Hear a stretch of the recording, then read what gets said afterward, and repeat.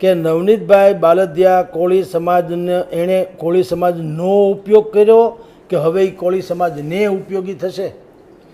નવનીતભાઈનો દાવો એમ છે કે મારી ઉપર જે અત્યાચાર થયો હતો એના આટલા બધા પુરાવા હોવા છતાં મારે એક્શન લેવા માટે સરકારને કરગરવું પડ્યું અને સમાજે બહુ મોટી ફાઇટ આપવી પડી, એટલે ભવિષ્યમાં આવું ન થાય એટલે હું કોંગ્રેસમાં જોડાણો છું સરકાર સામે વેર વાળવા. એટલે દાવો તો એનો છે કે હું હવે સમાજને ઉપયોગી થઈશ. પણ જેટલા લોકોની સાથે આપણે વાત કરી છે, હીરાભાઈ સોલંકી, પરસોત્તમ સોલંકી કે ભાઈ કોળી સમાજના અગ્રણીઓ, એ બધાના રિવ્યૂઝ તમે વાંચો, અત્યારે જુઓ જે ટીવી મીડિયામાં એ લોકોએ બધાએ આપ્યા છે, એ જુઓ તો એમ લાગે છે કે નવનીત બાલદિયાએ સમાજનો ઉપયોગ કરી લીધો. સમાજને ઉપયોગી થવાની વાત તો હજી વાર છે, એ તો જીતા પછીની ઘટના છે. સવાલ એ છે ભાઈ કે હાર્દિક પટેલથી આ સિલસિલો શરૂ થયો. વરુણ પટેલ, હાર્દિક પટેલથી માંડીને બધા જ જેટલા લોકો, તમે અલ્પેશ પટેલ જુઓ, બધા જ જેટલા લોકો એ સમાજના નામે જ્યારે આગળ આવ્યા હતા ત્યારે કસમો ખાધી હતી કે હું કોઈ રાજનીતિમાં જોડાવાનું નથી, મારા માટે સમાજનું હિત જ સર્વોપરી છે. આવું બધાએ કીધું હતું અને અત્યારે બધા શું કરે છે બધાને બધી ખબર છે, રિપીટેશન કરવાની જરૂર નથી. નવનીત બાલદિયા પણ ઇઝ વન ઓફ ધેમ. એણે પણ કીધું હતું કે મારે રાજકારણમાં કોઈ દી આવવાનું થતું જ નથી, હું તો સમાજમાં હવે અન્યાય થયો છે ને મને ન્યાય મળે એટલે હું સમાજ માટે લડી લઈશ. પરંતુ આપણે બધા જાણીએ છીએ 2 દી પહેલાં અમિત ચાવડાની હાજરીમાં તેઓ શ્રીએ કોંગ્રેસનો ખેસ પહેરી લીધો. હવે કોઈ પણ વ્યક્તિને કોઈ પણ રાજકીય પક્ષ જોડાવાનો અધિકાર છે, એમાં જરાય ના નથી. પણ જે ટાઈમિંગ છે અને એની પહેલાંની જે પ્રાસંગિકતા, તમે બુદ્ધિપૂર્વકનો ખેલ કર્યો, એ હવે લોકોને ખબર પડે કે આ બરાબર નથી, આપણે ઉપયોગ થઈ ગયો આપણો. ટાઈમિંગ શું છે? તમે ખેસ ક્યારે પહેરો? જ્યારે જિલ્લા તાલુકાની સ્વરાજ્યની ચૂંટણી જાહેર થઈ, અર્થાત તમારા મગજમાં જ્યારે તમારી પર તથાકથિત હુમલો તો થયો જ તો, માર્યો તો લાગ્યો તો બધી વાત થઈ, પણ ત્યારથી નવનીતભાઈ બાલદિયાના મગજમાં બીજ તો રોપાઈ જ ગયા હતા કે સ્થાનિક સ્વરાજ્યની ચૂંટણીઓમાં આને કઈ રીતે વટાવી શકાય. એટલે એણે શું કરેલું, ગામ ગધેડો થયો આપણી ભાષામાં કહું તો.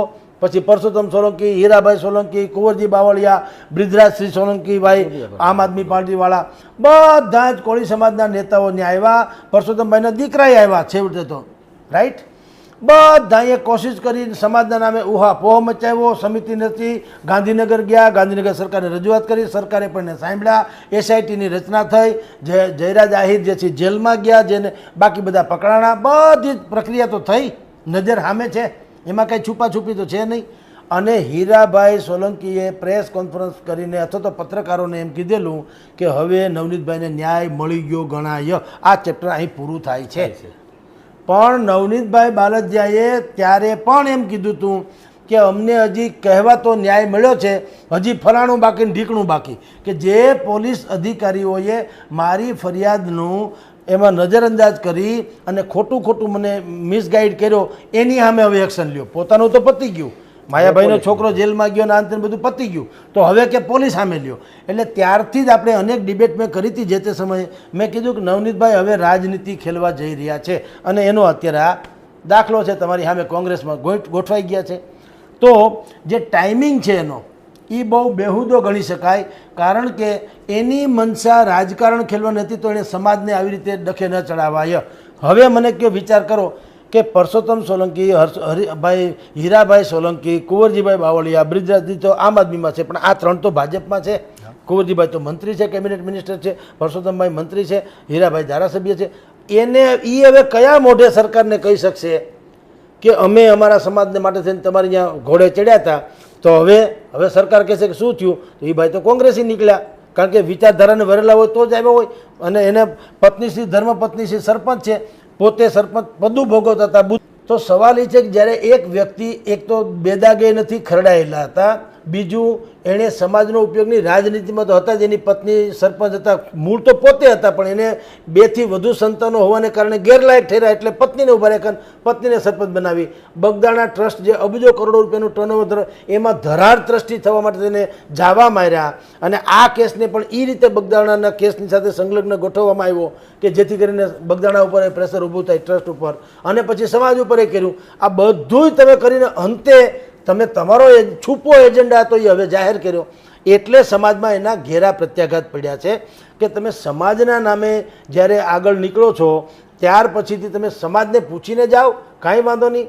તમે હીરાભાઈને પૂછીને જાઓ, તમે પરસોત્તમભાઈને પૂછીને જાઓ, કુંવરજીભાઈ વોરાને પૂછીને જાઓ, કોઈ ફરક નહીં. અલબત્ત તમે કોઈ સમાજનું મિટિંગ કરી નથી કે મારે શું પક્ષમાં જોડાવું કે કેમ, એમને ગોઠવાઈ ગયા. એક પત્રકારે પૂછ્યું કે તમે પરસોત્તમભાઈને કે હીરાભાઈને પૂછ્યું ખરું? એણે કીધું હું ફોન કરું, ફોન નથી ઉપાડતા. બોલો, પણ નથી ઉપાડતા તો તમે વ્યવસ્થા કરું જઈ શકાય, ગમે તેમ કરીને મેસેજ આપી શકાય, પણ નહીં.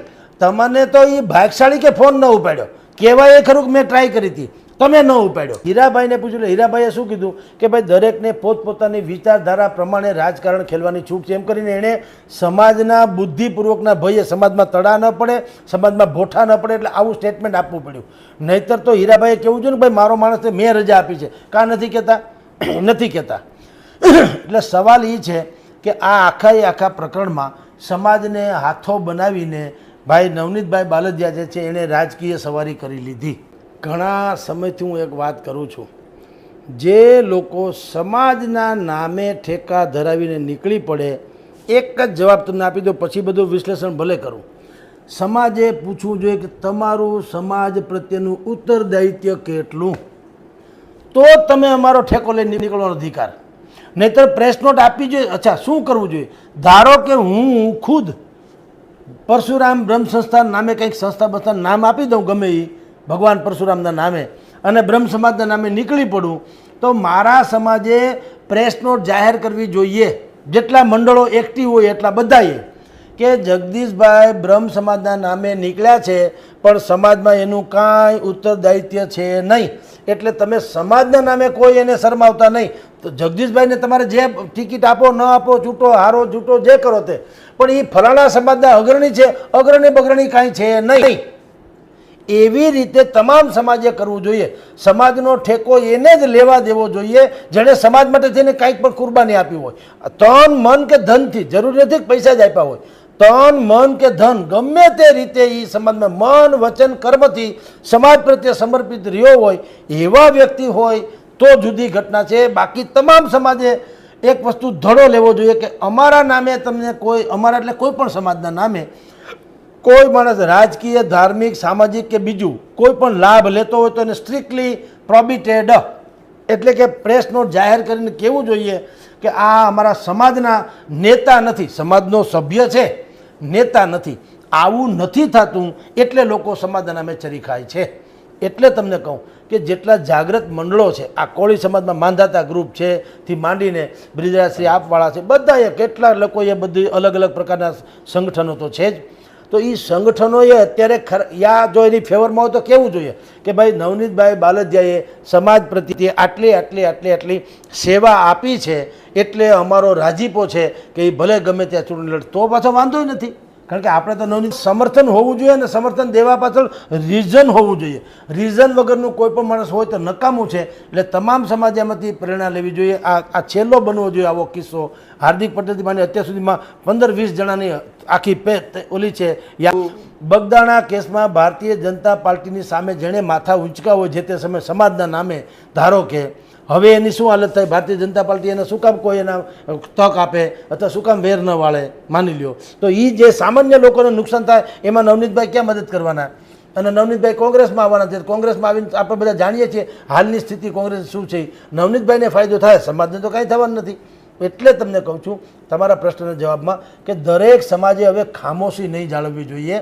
સમાજના નામે નીકળે તો એને 25 સંસ્થાનું સમર્થન હોવું જોઈએ, એવો નિયમ હોવો જોઈએ કે આપણા જ્યાં જેટલી સંસ્થા હોય એની 1/3 એટલી સંસ્થાનો તમને જો ટેકો, ધારો કે હું બ્રહ્મ સમાજનો વતીથી કાંઈ ચૂંટણીની ટિકિટ લડવા માગું યા તો કોઈ પણ લાભ માગું, તો મને જેટલી સંસ્થા રાજકોટમાં કમસે કમ કે સૌરાષ્ટ્રમાં હોય, જ્યાં પણ મારે કાર્યક્ષેત્ર કરવાનું હોય, જ્યાં મને ટિકિટ માગી હોય, મને 1/3 આપણા સમાજની 1/3 એના 3જા ભાગની સરકાર સમર્થન મને મળે કે ભાઈ જગદીશભાઈ અમારા નેતા છે, તો વાંધો નથી.